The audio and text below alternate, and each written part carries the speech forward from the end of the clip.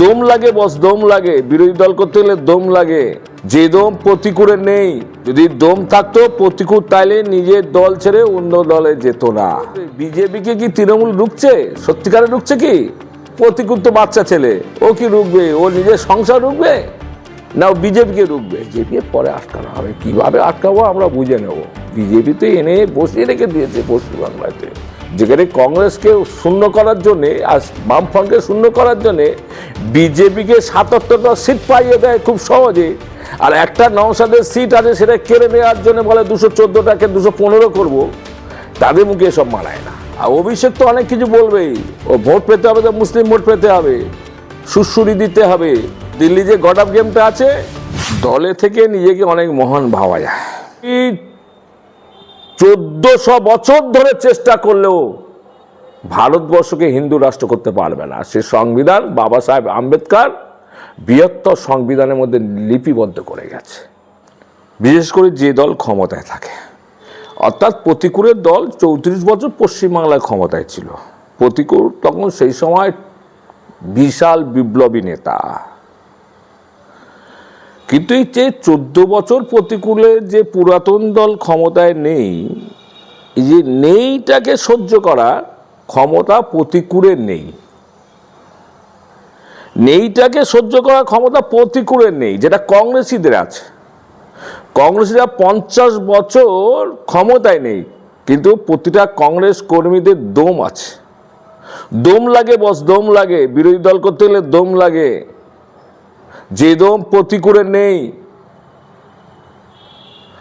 যদি দম থাকতো প্রতিকূল, তাইলে নিজের দল ছেড়ে অন্য দলে যেত না।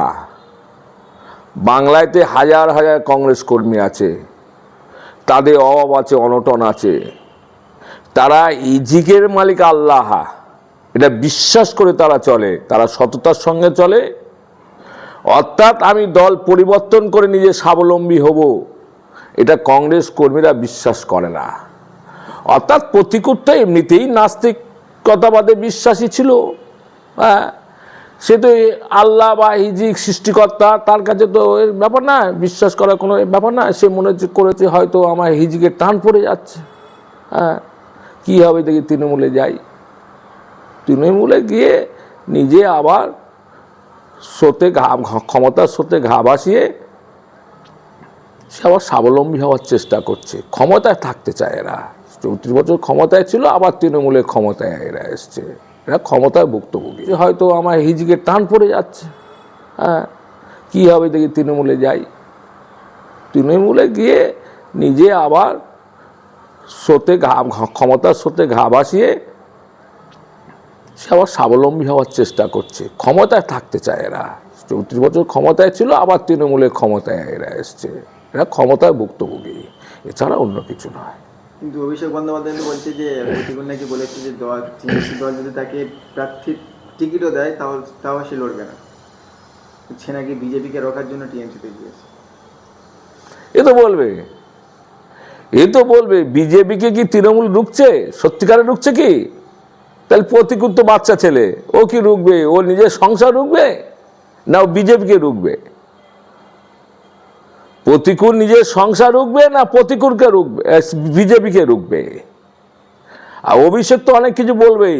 ও ভোট পেতে হবে তো মুসলিম ভোট পেতে হবে, সুশ্রুরি দিতে হবে। আর দিল্লি যে গড আপ গেমটা আছে,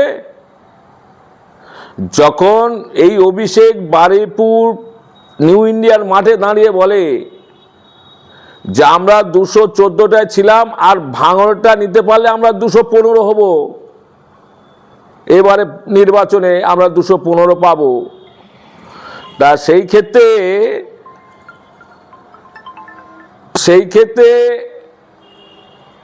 এই অভিষেক বিজেপি ৭৭টা সিট ছিল বললো না তো?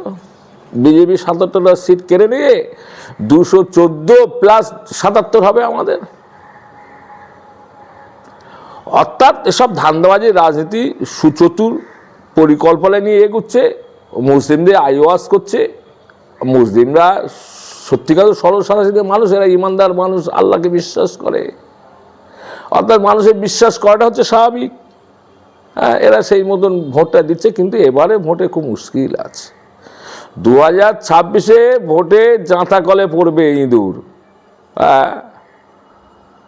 খুব এটা মিলিয়ে নেবেন। সেই জন্যই প্রতিকূলের মতন যারা আছে এদেরকে নিয়ে একটু এ করতে চাই যে দেখো আমরা বিজেপি রুখছি বা আমরা এ করছি।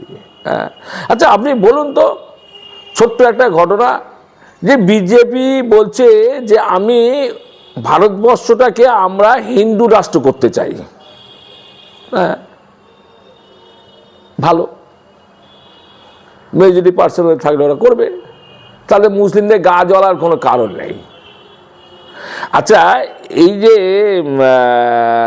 হিন্দু রাষ্ট্র আছে নেপাল, নেপালে হিন্দু রাষ্ট্র আর আমার বাংলার মধ্যে কোনো ডিফারেন্স আছে কি? এটা আমাদের জানতে হবে, আমাদের বুঝতে হবে। নেপালে ওখানে যে মুসলিম মানুষ আছে তারা কি ধর্মীয় অধিকার পায় না? না, দেয়া হয় না।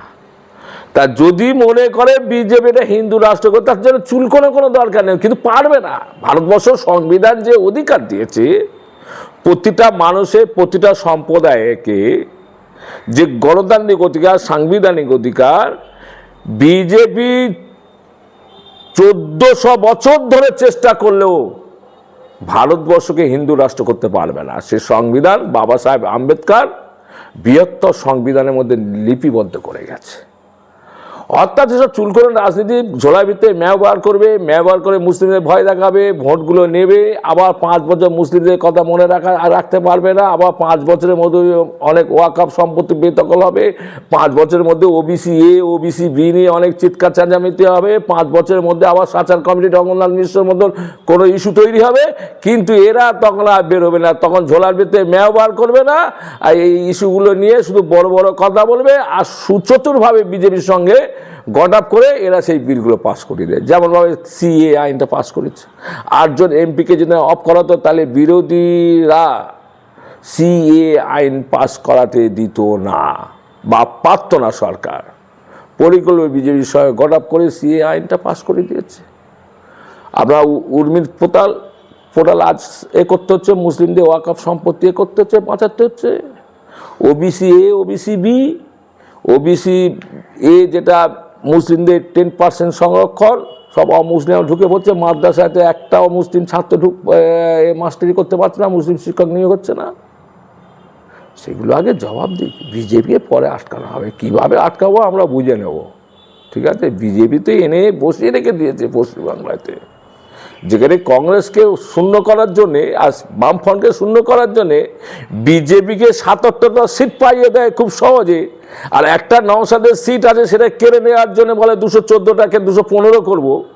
তাদের মুখে এসব মানায় না।